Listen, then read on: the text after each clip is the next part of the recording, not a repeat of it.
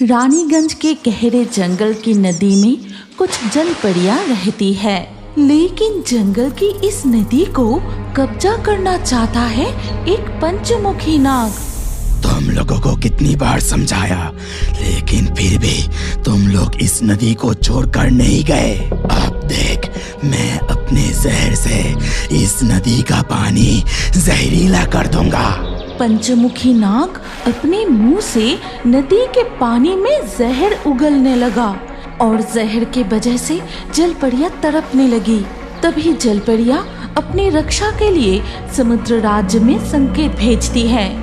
जल राजा, इस पंचमुखी नाग के जहर से हमें बचा लीजिए, रक्षा कीजिए, नहीं तो हम ज्यादा दिन जीवित नहीं रह पाएंगे। रानीगंज की जलपरियों का ये संकेत मिलते ही जलराजा अपनी पुत्री से कहता है, पुत्री मणिमाला, तुम अभी तैयार हो जाओ। रानीगंज की जलपरियां संकट में है। ये लो, ये 2 जादुई हीरा अपने पास रखो। जब तुम वहाँ पहुँचोगी तब बताऊंगा कि इसका इस्तेमाल कैसे करना है। इतना कहकर जलराजा मणिमाला के हाथ में एक लाल और एक नीला हीरा देता है। ठीक है पिताजी, मैं तुरंत रवाना होती हूँ, लेकिन वहाँ तक पहुँचने के लिए कई को समुद्र मार्ग पार करना पड़ेगा। इसमें बहुत समय लगेगा, हमारे पास ज्यादा समय नहीं है। पुत्री मणिमाला, मैं तुम्हें एक नदी का रास्ता बता रहा हूँ। उस रास्ते से जाओगे तो बहुत ही जल्दी रानीगंज की जंगल की नदी में पहुँच जाओगे। लेकिन इंसानों से सावधान, वो नदी 2 गांव के बीच से गुजरा है। मणिमाला निकल पड़ती है। फिर वो 2 गांव के बीच से बहने वाली नदी में प्रवेश करती है और धीरे धीरे शाम हो जाती है। आज की रात यही विश्राम कर लेती हूँ। अंधेरे में आगे बढ़ी तो नदी का रास्ता भटक सकती हूँ। ठीक तभी नदी के दोनों किनारे के 2 गांव पर आज हम होलिका जलाएंगे, काल खेलेंगे होली, आसमान में चांद खिली है, बोलो भाई होली है होली। ये देख केपला, तुम्हारे होलिका से हमारे होलिका कितने बड़े हैं। नहीं, हमारे थपते बड़े बने हैं। कल तैयार रहना, ऐसा रंग लगाऊंगा कि 7 दिन तक घिस घिस कर भी नहीं उठा पाओगे। ऐसे मत करना पताई, नहीं तो मैं माँ से कह दूंगा।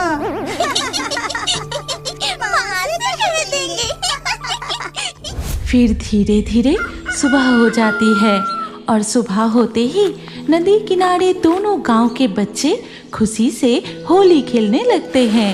होली है, लगाओ लगाओ, केबला को अच्छे से रंग लगाओ। अरे, अब मुझे छोड़ दे, उस गांव के लोगों को भी तो रंग देना है। हाँ हाँ, तूने सही कहा।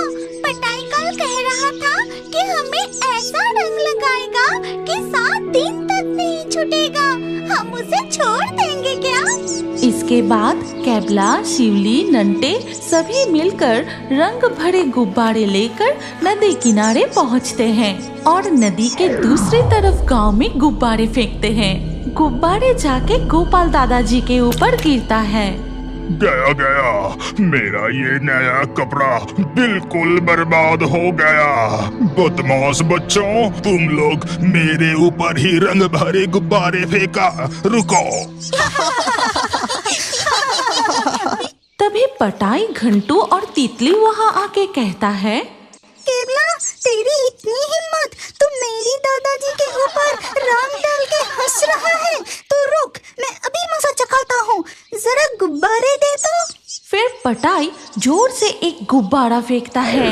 ठीक उसी समय केबला की माँ आंगन में कपड़े सुखा रही होती है और वो रंग भरा गुब्बारा सीधा जाकर, अरे मेरे नए कपड़े पूरी तरह से बर्बाद हो गए। ये शरारती लड़के लड़कियाँ, ठहरो, अभी रंग खेलना बंद करवाती हूँ। कौन है रे? किसने ये गुब्बारा फेंका? ठीक तभी केबला की माँ नदी किनारे जाके पटाई को बहुत डांटने लगे। ये सुनते ही शेफाली, अरे केबला की माँ, बच्चे आपस में रंग खेल रहे हैं तो तुम उन्हें डांट क्यों रही हो? झगड़ालू कहीं की। लोगों से झगड़ा करे बिना तुम्हें शांति नहीं मिलती क्या?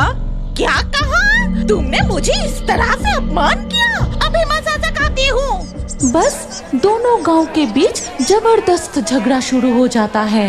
बड़े बुजुर्ग भी आके एक दूसरे से झगड़ा करने लगे, साथ साथ एक दूसरे पर रंग डालने लगे और गुब्बारे फेंकने लगे। ये लोग क्या कर रहे हैं? रंग खेलने के नाम पर आपस में लड़ाई कर रहे हैं। इन्हें रोकना चाहिए। इस भागदौड़ में पटाई पैर फिसल के नदी के पानी में गिर जाता है। बाबू, कोई है? मेरे बाबू को बचाओ, बचाओ। पटाई नदी में डूबने लगता है। ठीक उसी समय मणिमाला जलपरी जल से निकलकर उसे ऊपर उठा लाती है और नदी के किनारे लिटा देती है। जलपरी को पानी से बाहर आते देख दोनों गांव के लोग हैरान हो जाते हैं। ये मैं क्या देख रहा हूँ? ये तो एक जलपरी है। मैं अपने परदादा से कहानी सुना था, ये तो सच में होते हैं। ये तुम लोग क्या कर रहे थे? होली तो प्रेम और मिलन का त्योहार है। होली में प्यार से रंग लगाते हैं, लेकिन तुम लोग तो एक दूसरे से लड़ रहे हो। इससे कुत्ते बिल्लियों को भी रंग लग रहा है। नदी का पानी भी रंग से भर गया है। इस रंग से जानवरों को तकलीफ होती है। होली को शांति पूर्वक मनाना चाहिए। दोनों गांव के लोग जलपरी की बातें ध्यान से सुनने लगते हैं। तभी वो दादाजी कहते हैं, असल में सारे दोष हम बुजुर्गों का ही है। दो गांव के बीच बरसों से झगड़ा चलते आ रहा है। तुम्हारी इस लड़ाई के वजह से एक बच्चा नदी में डूबने वाला था। कितना बड़ा हादसा हो सकता था। तुम लोग वादा करो कि अब कभी भी झगड़ा नहीं करोगे और दोनों गांव के लोग मिलजुल कर रहोगे। ठीक है जलपरी, मैं वादा करता हूँ हम दोनों गांव फिर कभी झगड़ा नहीं करेंगे। अच्छा ठीक है, अब मैं चलती हूँ, मुझे देर हो रही है। होली के इस उत्सव पर दोनों गांव के झगड़े सुलझाकर मणिमाला जलपरी रानीगंज जंगल की नदी की ओर बढ़ती है और वहां पहुंचते ही शंखमाला मणिमाला को पूरी घटना बताती है। सब कुछ सुनते ही मणिमाला, पिताजी, मैं यहाँ आ गई हूँ। अब बताइए मुझे इस पंचमुखी नाग को कैसे परास्त करना है?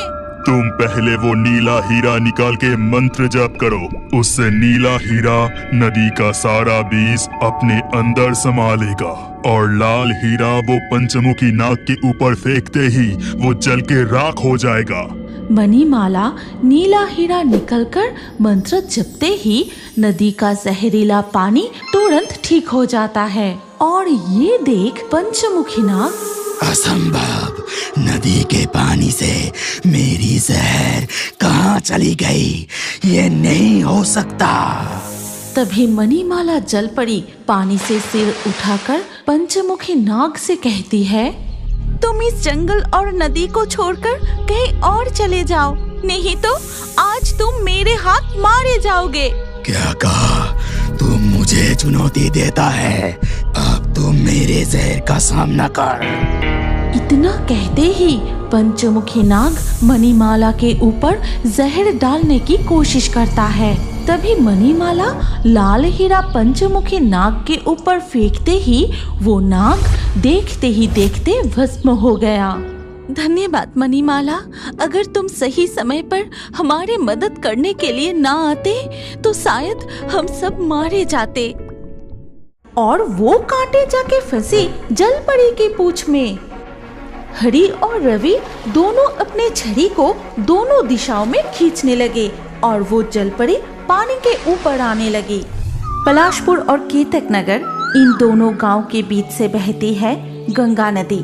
उसी नदी से तैरते हुए जा रही थी एक सुनहरी जलपरी, पर अचानक तेज तूफान और बारिश के कारण उस जलपरी ने कुछ दिनों के लिए नदी के इसी स्थान पर रुकने का निश्चय किया। इस तूफान में नदी की लहर इतनी बढ़ गई है, मुझे आगे बढ़ना उचित नहीं होगा। कुछ दिनों के लिए मैं यहीं रुक जाती हूँ। पलाशपुर और केतक नगर गाँव के ज्यादातर लोग मछुआरे थे, इसीलिए ये नदी ही उनकी जीवन रेखा थी। इस नदी में नहाना, बर्तन धोना, कपड़े साफ करना और गांव के गाय और भैंसों को नहलाना सब कुछ होता था। लेकिन नदी के दोनों किनारे पर बसे पलाशपुर और केतक नगर, इन दोनों गांव के लोगों में हमेशा से झगड़ा चलता रहता था। और सुनहरी जलपरी नदी के नीच से इन लोगों के सारे झगड़े देखती रहती थी। सावधान कालू, हमारे हिस्से की मछली अगर तू पकड़े ना तो अच्छा नहीं होगा। इस नदी के मछली पर हमारा ज्यादा हक है। हाँ। ये सुनकर कालू बहुत गुस्सा हो गया। वो देखता है कि निताई के कांटे में लगातार मछलियाँ फंस रही है, लेकिन उसके कांटे में अब तक एक भी मछली नहीं फंसी। ये मजाक हो रहा है। मेरे हिस्से के सारे मछली तू पकड़ रहा है। तुम्हारे हिस्से की मछली मतलब? और नहीं तो क्या, नहीं तो तेरे छड़ी में इतनी मछलियाँ कैसे फंस रही है और मुझे अब तक एक भी नहीं मिला। तुम्हें मछली पकड़ना नहीं आता इसीलिए नहीं मिल रहा है। खामोखा इल्जाम लगा रहे हो। क्या कहा तूने? इतनी हिम्मत? मुझे मछली पकड़ना नहीं आता। अरे अरे, इन दो गांव के लोग तो बड़े अजीब हैं। एक दूसरे से ऐसा झगड़ा क्यों करते हैं? बस फिर से झगड़ा शुरू हो गया, जो काफी देर तक चलता रहा। इसके कुछ देर बाद रतन की पत्नी बर्तन धोने के लिए नदी किनारे आई और बहुत सारा कचरा नदी के पानी में फेंक दिया और वो कचरा बहकर नदी के दूसरी तरफ चला गया। तब नदी के उस तरफ बैठ के कलुआ के माँ कपड़े धो रही थी। अरे अरे अरे, क्या तू अंधी हो गई है समोली? मैं कपड़े धो रही हूँ, दिखाई नहीं दिया? तूने अपने कचरे मेरी तरफ फेंक दिया। मेरे सारे सब कपड़े गंदे हो गए। बिल्कुल नहीं, मैंने तुम्हारी तरफ नहीं फेंका। मैंने तो कचरा नदी में फेंका है। अब अगर वो बहकर तुम्हारी तरफ आ गया तो इसमें मेरा क्या दोष है? तुम इस तरह कौवे की तरह चिल्लाओ मत, समझे? क्या कहा? मेरी आवाज कौवे की तरह है और तुम्हारी आवाज तो कोयल जैसी है। रुक जा, अभी मजा चकाती हूँ। ये कहकर कलुआ की माँ पास से एक बाल्टी कचरा लाई और सीधे रतन की पत्नी के बर्तन पर फेंक दिया। ये तुमने क्या किया? छी छी छी! तुमने जानबूझकर मेरे बर्तनों पर कचरा फेंका। अरे कोई है, आकर देखो तो जरा। ये कलुआ की माँ जानबूझकर मेरे साथ झगड़ा कर रही है। अरे बाप रे, इन दो गांव की औरतें भी बहुत झगड़ते हैं। सैमोली की चिल्लाने के आवाज सुनकर गांव के कई लोग इकट्ठा हो गए। वहीं कलुआ की माँ ने भी लोगों को बुला लिया और क्या, दो गांव में झगड़ा शुरू हो गया, जो झगड़ा दोपहर से शाम तक चलता रहा। और शाम के वक्त पलाशपुर गांव के छोटे छोटे बच्चे गेंद से खेल रहे थे। ऐसे ही खेलते खेलते अचानक, अरे जा, नदी में गेंद तो गिर गई। ए घंटू, जल्दी जाकर गेंद को उठा ला। लेकिन गेंद नदी में गिरकर बहते हुए दूसरी तरफ चली गई, जहां कलुआ, गोपाल और शिवली बैठे अमरूद खा रहे थे। तभी वो लोग गेंद को देखते ही उठा लिए। ये अच्छा नहीं हो रहा है कलुआ, हमारे बॉल जल्दी लौटा दे। गेंद पर तुम्हारा नाम लिखा है क्या? अब ये हमारी तरफ आ गई है, ये गेंद हमारी है। फिर वो लोग गेंद को उठाते ही वहाँ से भाग गए। बड़े लोगों के झगड़े के कारण इन दोनों गांव के बच्चे भी एक दूसरे से इसी तरह की शरारतें करते रहते थे। केवला, अगर तुम्हारी गेंद हमारे किनारे तक आ गई तो हम भी तुम्हें नहीं लौटाएंगे, याद रखना। मैं देख रही हूँ इन दो गांव के बुजुर्गों को देखकर बच्चे भी झगड़ने लगे हैं। ये तो गलत है। देख रही हूँ इन दो गांव के झगड़ा मुझे ही सुलझाना पड़ेगा। पलाशपुर गांव में अच्छे रेशम की खेती होती थी, इसीलिए यहाँ के लोग कम दामों में हर दिन नए नए रेशम के कपड़े पहनते थे। दूसरे किनारे केतक नगर गांव में मीठे आम मिलते थे और ऐसा मीठा आम कहीं पर भी नहीं मिलते थे। लेकिन दोनों गांव में हमेशा झगड़े लगे रहने के कारण कोई भी अपनी खास चीज नदी के दूसरी तरफ बेचने को तैयार नहीं होता था। और कुछ दिनों में ही धीरे धीरे बारिश का मौसम आ गया। पता है भाग्यवान, लगातार कई दिनों से बारिश होने से नदी में पानी बढ़ने लगा है, जिससे गंगा में हिल्सा मछली भी आ रहा है। हाँ, उस गांव के लोग मछली पकड़ना शुरू करने से पहले हमें ही सारी मछली पकड़ लेनी चाहिए। ठीक है भाग्यवान, कल सुबह जल्दी उठकर मछली पकड़ने जाऊंगा।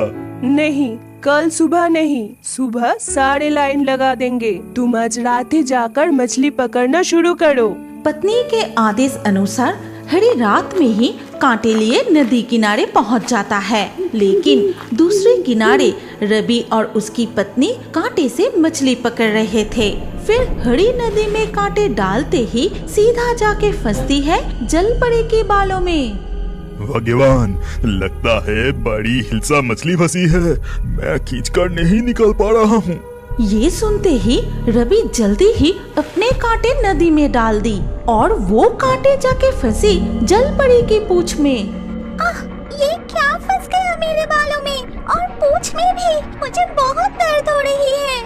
हरी और रवि दोनों अपने छड़ी को दोनों दिशाओं में खींचने लगे और वो जलपरी पानी के ऊपर आने लगी। जलपरी को देखकर सभी अचंभित हो जाते हैं। रवि, इसे तू छोड़ दे, ये जलपरी मेरे कांटे में फंसी है, इसलिए ये जलपरी हमारा है। दिखाई नहीं देता, मेरी कांटे जलपरी की पूंछ में फंसी है। तू छोड़ दे, ये जलपरी हमारी है।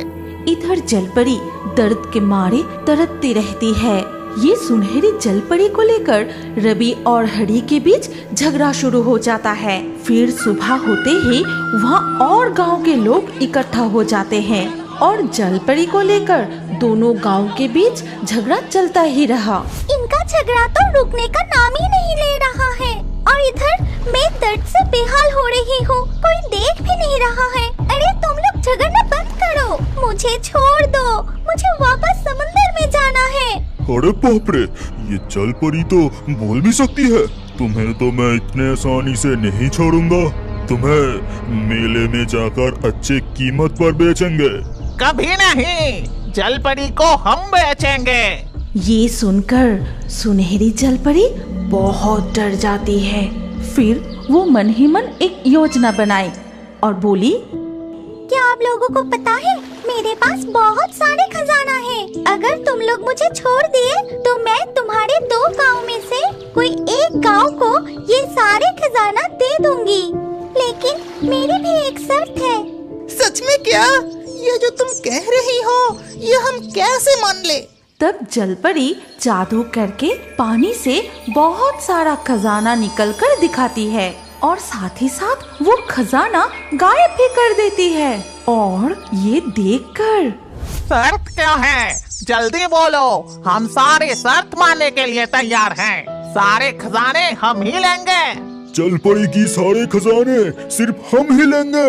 मेरी शर्त है कि नदी में ना उतरकर तुम एक दूसरे के गांव में जाकर एक दूसरे गांव की खास चीज लाकर मुझे दोगी और जिस गांव के लोग सबसे पहले मुझे वो खास चीज लाकर देंगे मैं उसी गांव को सारे खजाना दूंगी। जलपरी की बात सुनकर सभी लोग गहरे सोच में पड़ जाते हैं, क्योंकि इस नदी के बिना उस गांव में जाने का और कोई रास्ता नहीं था।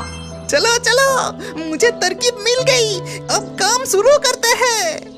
पलाशपुर गांव के लोग बांस काटकर और मजबूत लकड़ी इकट्ठा करके नदी के ऊपर एक पुल बनाना शुरू करते हैं। ये देखकर केतक नगर के लोग भी पुल बनाने लगे, लेकिन दोनों गांव ही बार बार असफल हो जाते हैं। नहीं, ऐसे नहीं होगा, इस तरह से तो ब्रिज बार बार टूट रहा है। तभी दूसरे किनारे से रवि कहता है, इस तरह से तो ब्रिज कभी नहीं बनेगा, लेकिन हम जलपरी के शर्त नहीं माने तो वो खजाना हम में से किसी को भी नहीं मिलेगा। इससे तो अच्छा चलो हम 2 गांव के लोग मिलकर एक ही मजबूत ब्रिज बनाते हैं और जो भी खजाना मिलेगा हम दोनों गांव में बंटवारा कर लेंगे। फिर दोनों गांव के लोग मिलकर काम शुरू करते हैं और देखते ही देखते एक मजबूत और सुंदर पुल बना लेते हैं। इसके बाद वो जलपरी को दोनों गांव की खास चीजें लाकर दे देते हैं। तब जलपरी कहती है, आप लोगों ने एक बात पर ध्यान दिया कि कैसे एक साथ मिलजुल के कितने अच्छे ब्रिज बनाए। अब से कभी भी तुम लोग झगड़ा मत करना और आज से तुम लोग मिलजुल कर रहना। और मैं जो खजाना देकर जाऊंगी वो तुम लोग गांव के अच्छे कामों में इस्तेमाल करना। ये कह के सुनहरी जलपरी जादू करके दोनों गांव को ही खजाना देती है। फिर वो पानी के अंदर चली जाती है। इसके बाद से दोनों गांव बिना किसी झगड़े के एक साथ मिलजुल कर रहने लगे। क्या अब बड़े होकर भी कार्टून देखना पसंद करते हैं? तो अपना नाम कमेंट करें। और हमारे पिछले वीडियो से लाकी ड्रॉ में चुने गए नाम हैं साकिब, सोहानी, आरती, कौशिक, गायत्री, शीला, जितेंद्र, फरहाना, संजना, अनीता, निकिता, तीशा, खुशबू, सिमरन, अस्मिता। जिन दर्शकों ने हमारे चैनल को सब्सक्राइब करके फिर कमेंट में अपना नाम लिखा, हमारे अगले वीडियो में उन्हीं के नाम चुने जाएंगे। इसीलिए रियोबर्ड्स हिंदी यूट्यूब चैनल को जरूर सब्सक्राइब करें और स्क्रीन पर आई हमारी अगली कहानी भी देखें। उसमें भी आपका नाम हो सकता है। अगर नाम नहीं आया तो अगले वीडियो में आपका नाम लिख दीजिए। सोच क्या रहे हैं? जल्दी से क्लिक करके देखिए।